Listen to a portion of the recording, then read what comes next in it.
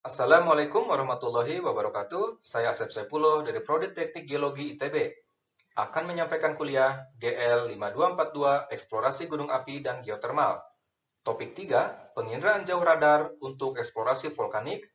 Segmen 6, studi kasus estimasi energi termal Gunung Merapi.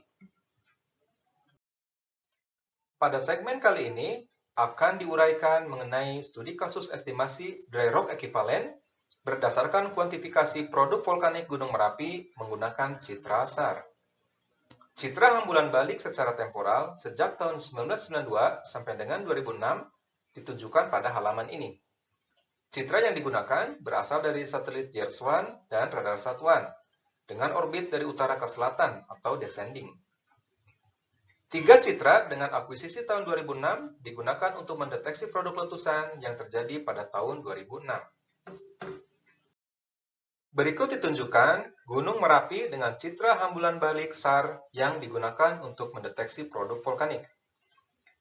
Operasi rasio digunakan untuk citra hamburan balik sebelum dan sesudah letusan tahun 2006. Dengan hasil ditunjukkan pada gambar berikut. Nilai digital 1, abu gelap, menunjukkan background yang merepresentasikan permukaan yang tidak berubah. Nilai digital lebih besar dari 1, abu terang sampai dengan putih, menunjukkan signal yang merepresentasikan produk vulkanik. Ekstraksi citra rasio dilakukan menggunakan proses binarisasi nilai digital. Rekognisi fitur lava dan piroklastik berdasarkan kontras histogram dari nilai digital. Model aerial dispersal dari PROGAT 1982 dan PILE 1989 digunakan untuk kuantifikasi volume produk vulkanik Gunung Merapi tahun 2006. Kriteria validitas model digunakan untuk mendapatkan piroklastik menipis secara eksponensial dari pusat erupsi. Topografi inisial seragam dengan model sebaran elips.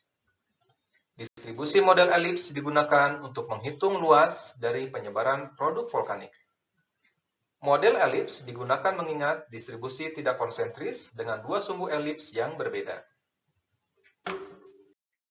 Setelah parameter luas diperoleh, parameter lain yang diperlukan untuk menghitung volume adalah ketebalan. Ketebalan endapan bisa diestimasi menggunakan data DEM dengan menghitung kedalaman lembahan atau alur sungai. Untuk produk vulkanik yang menimbun keseluruhan lembahan, maka nilai rata-rata topografi bukit dan lembah HAV bisa digunakan.